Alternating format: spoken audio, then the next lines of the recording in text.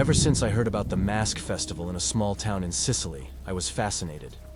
As a photographer and documentarian, I've always sought to capture authentic cultures, traditions that seemed untouched by time. When I arrived in the town, I was greeted by an atmosphere that seemed straight out of another century. The cobblestone streets, the old buildings, and the people, with their faces covered by wooden masks, created a scene that seemed taken from a fairy tale, or perhaps a nightmare. The masks were impressive, each more detailed than the last, representing grotesque, distorted, almost caricatured faces. There was something deeply unsettling about their features, a sense that those faces hid dark secrets. However, what intrigued me the most was the seriousness with which the inhabitants wore them, as if they were participating in an ancient and sacred ritual. I asked some locals about the meaning of the masks, but their answers were vague, as if they didn't want to or couldn't talk about it. The festival began at dusk, with a silent procession through the streets. The people, all masked, walked in line, carrying torches that illuminated the town in an almost ghostly way. I captured every moment with my camera, amazed at the authenticity of the celebration. But as the night wore on, I began to notice something strange. Some of the masked people moved mechanically, stiffly, as if their bodies were being controlled by something beyond their own will. At first I thought it was just part of the ritual, maybe a planned performance. But the more I watched, the more I realized something was wrong. The movements were too slow, almost robotic, and at certain moments it seemed as if these figures weren't even breathing. My curiosity grew, as did my discomfort. Who were these people? What were they hiding behind the masks? I decided to follow some of these figures to try to understand what was happening. They separated from the main group and started walking towards the edge of town, heading for the nearby forest. I kept a safe distance, but I couldn't shake the feeling that something terrible was about to happen. The festival, which had seemed like a picturesque celebration, was now turning into a dark mystery, and I found myself right in the middle of it. As I followed those masked figures through the forest, my heart beat faster with every step. The trail was dimly lit, with only the weak light of the moon filtering through the treetops to guide me. The figures ahead of me moved in absolute silence, as if being led by some invisible force. The sound of dry leaves under my feet seemed deafening compared to the oppressive silence surrounding me. The forest, which probably seemed like a peaceful refuge during the day, now transformed into a labyrinth of shadows and indistinct noises. The masked figures, about half a dozen of them, continued in a straight line without hesitation, as if they knew exactly where they were going. I tried to get a little closer but quickly realized that I needed to be cautious. The air around felt heavier, charged with a palpable tension that I couldn't explain. It was as if nature itself was holding its breath. After what seemed like hours of walking, we reached an isolated clearing, hidden deep within the forest. Around the clearing, the trees formed an almost perfect circle, as if delineating that space for something sacred or profane. In the center, there was a rudimentary stone altar with symbols engraved on its surface. Symbols I had never seen before, emanating a sense of imminent danger. The masked figures positioned themselves around the altar, forming a circle, and began to move in a synchronized manner, as if they were performing a ritual dance. There was no music, only the sound of their bare feet brushing against the packed earth. That's when I noticed something that made me shiver with fear. The ground around the altar was stained with blood. It wasn't much, but enough to indicate that something terrible had recently happened there. As I watched in shock, one of the figures approached the altar and removed their mask. What I saw terrified me. The face of the person, a young-looking woman, was pale and lifeless, her eyes glazed over as if she were no longer there. Her expression was empty, devoid of any emotion, and she began to murmur words in a language I didn't recognize. The other figures followed her, removing their masks one by one, revealing equally expressionless, almost cadaverous faces. The murmur grew in intensity, transforming into a kind of monotonous chant that seemed to resonate through the trees around us. The air grew colder, and I felt a pressure in my ears, as if an invisible force was trying to push me out of the clearing. I tried to retreat, but my feet felt rooted to the ground, as if invisible roots were holding me there. the scene before me became increasingly surreal and frightening.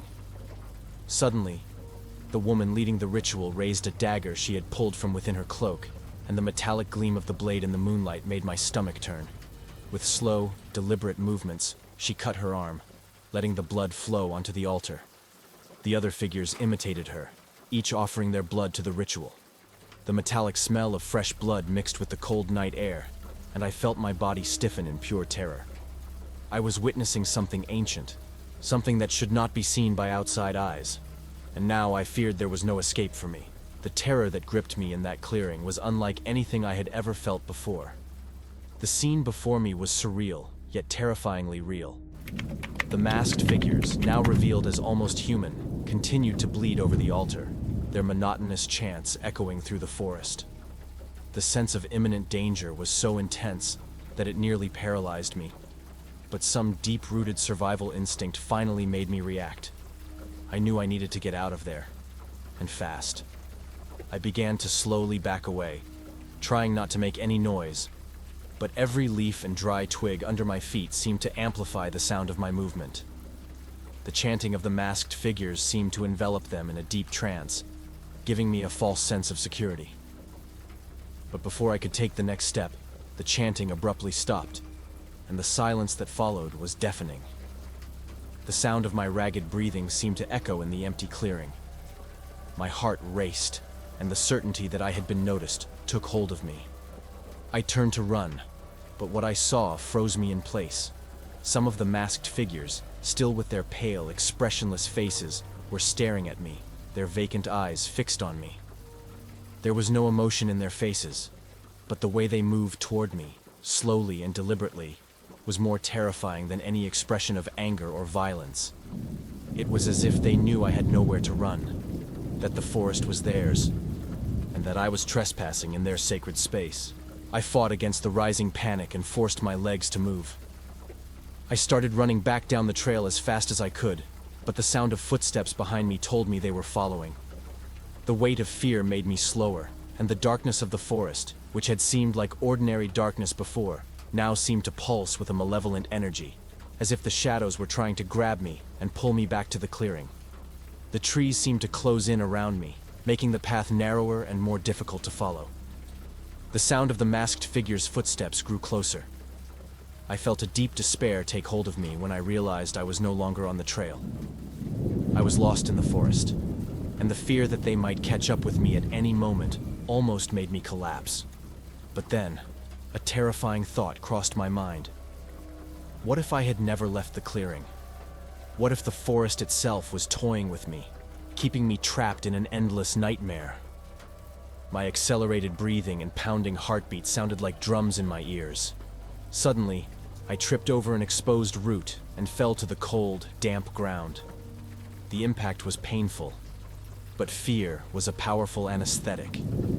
I rolled over and, looking back, saw something that took my breath away. The masked figures had stopped following me, but were standing in a line, as if waiting for me to get up.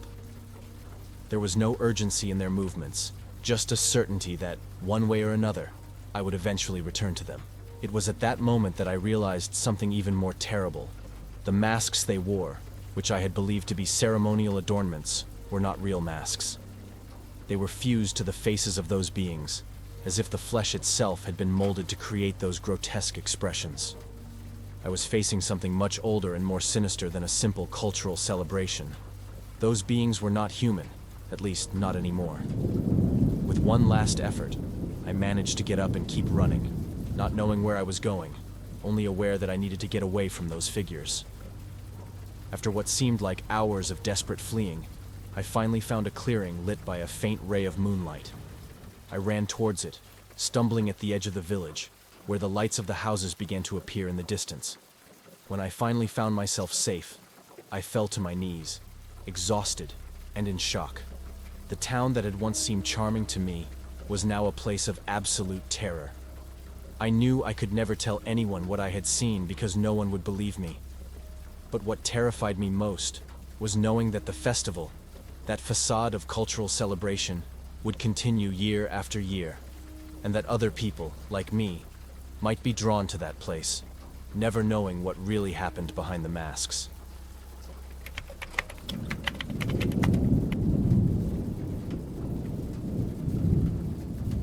When summer arrived in the coastal town of Oregon, something different accompanied the long, sunny days. People began whispering about a huge black crow that appeared at dusk, always alone, like a living shadow against the golden sky. The first reports were vague, but the number of sightings quickly grew. The crow was no ordinary bird. It carried with it a heavy, almost palpable presence that made the air around it seem denser, darker.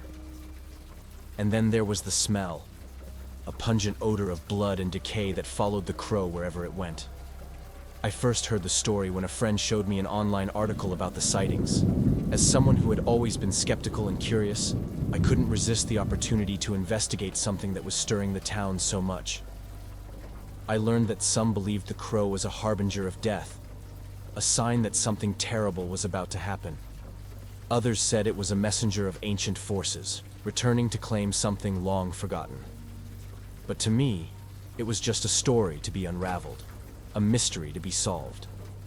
I began searching for people who had seen the crow. The descriptions were always similar, an enormous bird with feathers as black as night that seemed larger with each new account. What really caught my attention, however, was the way witnesses described their feelings upon seeing the crow. They spoke of an irrational fear that hit them like a wave, a sense that something was terribly wrong. Some said that when the crow cawed, it was as if the sound brought buried memories to the surface, dark thoughts they had tried to forget. There was something more, something that deeply intrigued me.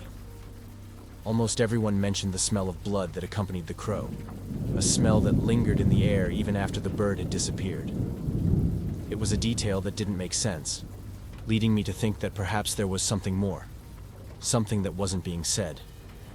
I began to wonder if the crow was really a bird, or if it was something else, a manifestation of something lurking, waiting to reveal itself.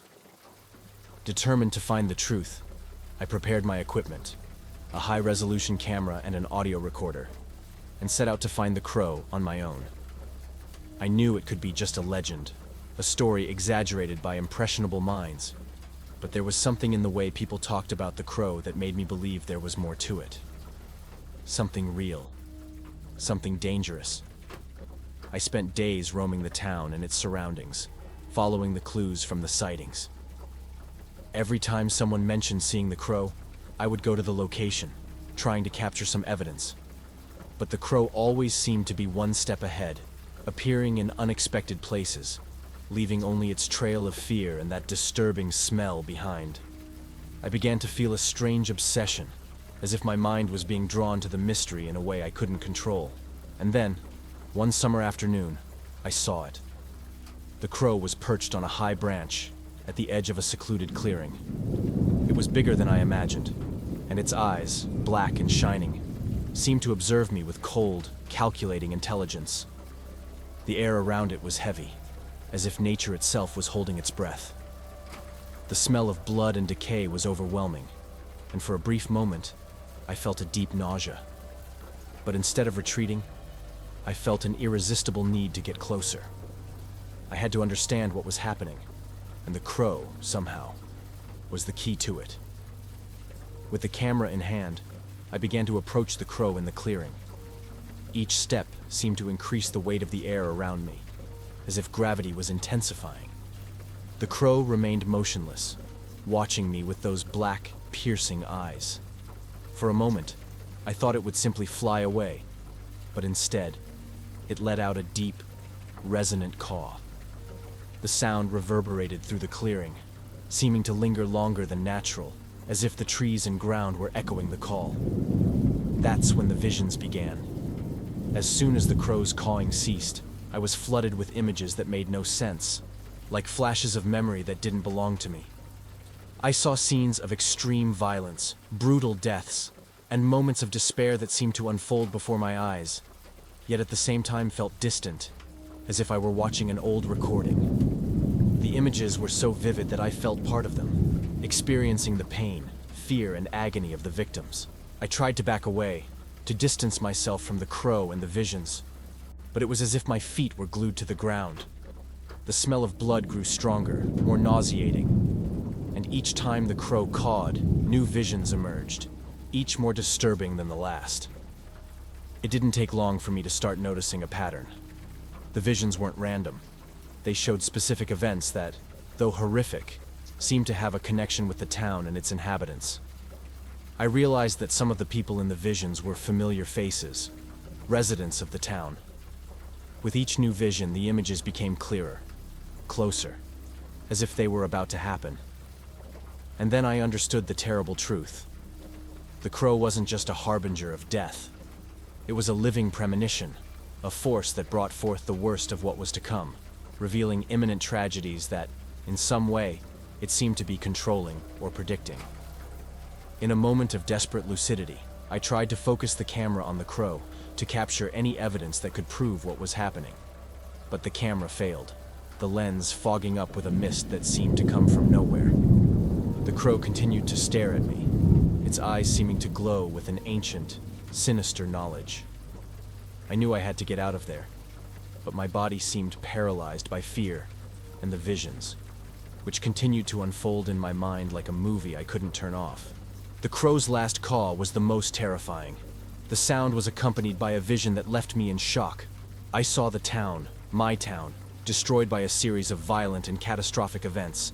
People I knew were being killed in horrible ways, and chaos spread like an uncontrollable fire. Every detail was so real that, for a moment, I believed it was already happening. And then, as abruptly as they started, the vision stopped. The crow flapped its wings heavily and took flight, disappearing among the trees like a shadow dissipating. The air around me seemed to clear, and the smell of blood faded, but the images from the visions were still etched in my mind, like invisible scars. I knew that those visions were more than just hallucinations. They were a premonition of what was to come, and somehow, I now carried that dark and terrifying knowledge. I left the clearing as quickly as I could, my head throbbing with the pressure of what I had just witnessed. I tried to rationalize what I had seen, but deep down, I knew the visions were real and that the crow was much more than a simple bird. It was a harbinger of calamities, and what it had shown me was just the beginning. After leaving the clearing, I returned to town in a state of complete confusion and fear. The visions the crow had shown me continued to reverberate in my mind, and every time I closed my eyes, I could clearly see the violent events that were about to occur. I wanted to believe it was all just a nightmare, something my mind had created out of fear and suggestion, but the reality was far more terrifying. I knew that those premonitions weren't just hallucinations. They were warnings of something imminent, and I was powerless to stop them. The next day, the tragedies began to unfold exactly as I had seen in the visions. The first event was a terrible car accident in which an entire family lost their lives. The images of the accident were identical to those the crow had shown me, down to the smallest details: the type of car, the deserted road, the moment of impact. I was paralyzed with horror as I watched the news on television, knowing that what I had seen in the clearing was becoming reality. As the days passed, more catastrophic events began to occur. A devastating fire destroyed a house on the outskirts of town, exactly as I had seen. Someone was found dead under suspicious circumstances, and again, the scene perfectly matched the vision the crow had shown me. Each tragedy was like a macabre replay of the images that were etched in my mind, and I began to feel like a helpless spectator in a horror movie I couldn't escape.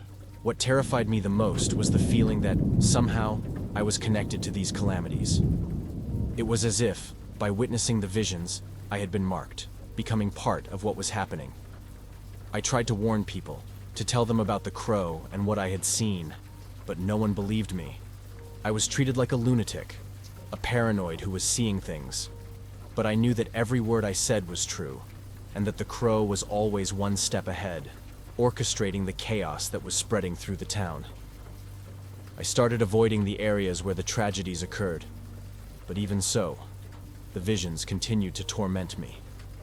They came without warning, like flashes of memory that left me stunned and powerless.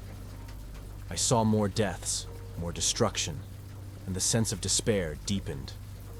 No matter how much I tried to avoid it, the premonitions became reality, as if fate was written and I was powerless to change it. In a moment of desperation, I decided to return to the clearing, hoping to find the crow again and confront it, to somehow try to break the cycle of calamity it seemed to bring. But when I got there, the clearing was empty, silent, as if nothing abnormal had ever happened there. The crow had disappeared, and with it, any chance of trying to understand or control what was happening. The only thing that remained was the echo of its caw, which seemed to resonate in the trees around me, a sound that I now knew meant death and despair. I returned to town, but something inside me had changed forever. I knew that the premonitions wouldn't stop, that the crow had chosen me somehow to be the bearer of its dark warning. Each passing day, I awaited the next disaster, knowing that what I saw in my visions would soon become reality. The crow, although no longer visible, was still there, hovering over the town like an invisible shadow, bringing with it the certainty that more tragedies were to come. In the end, all that was left was a sense of absolute helplessness. I was a prisoner of the knowledge the crow had given me, and there was no escape. The calamities would continue, and I would be forced to witness each one, knowing there was nothing I could do to stop them. The crow had shown me the fragility of life and the inevitability of death, and now that was the only truth I knew.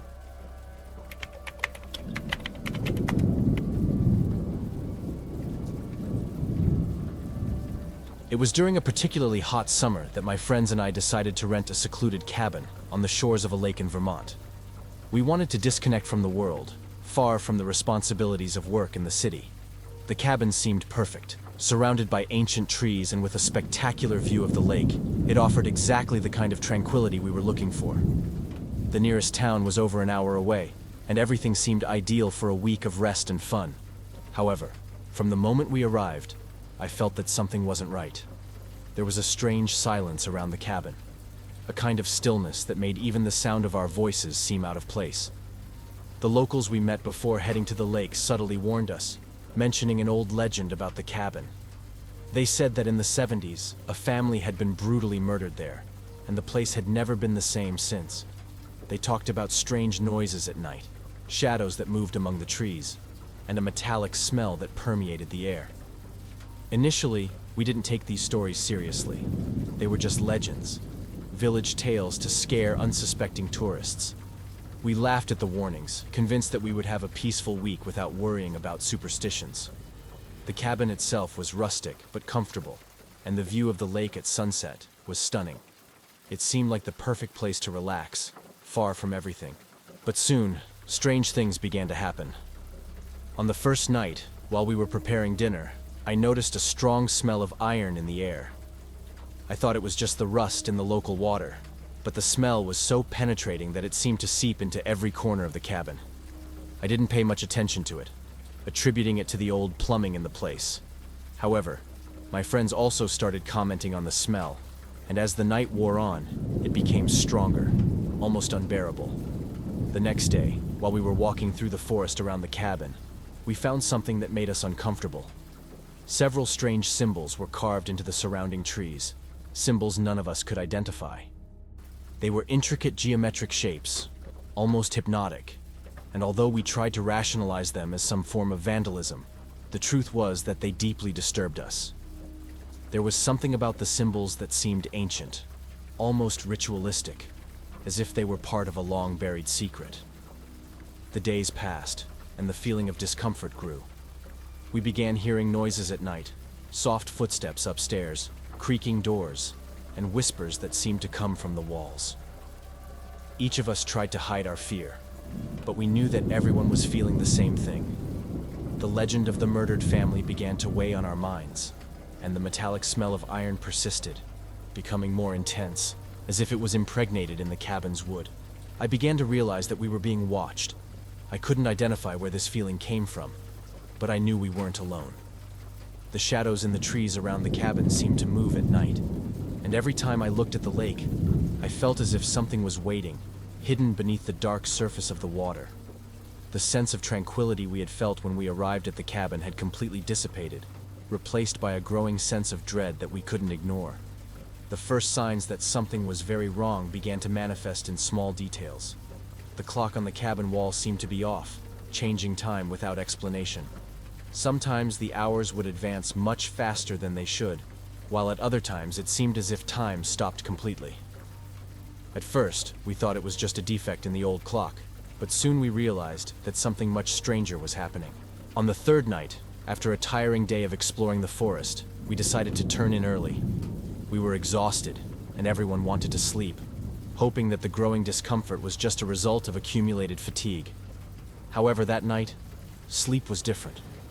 When we woke up, it felt as if we had only slept for a few minutes, but the clock showed that hours had passed. The most disturbing thing was that none of us could remember dreaming or even moving during the night. It was as if we were in a deep trance, unaware of the passing time. The next day, things got worse. We began to notice large gaps of time that we couldn't remember. We were talking normally in the living room, and suddenly it was as if someone had pressed a fast-forward button. In one instant, we were in the middle of a conversation, and the next, it was already night, and we were all in different positions, with the fireplace extinguished and the smell of iron stronger than ever. We tried to find some logical explanation, but nothing made sense. There were no drugs, alcohol, or any other substances that could justify what was happening. Fear began to seep in among us. We started locking doors and windows, but it didn't seem to help.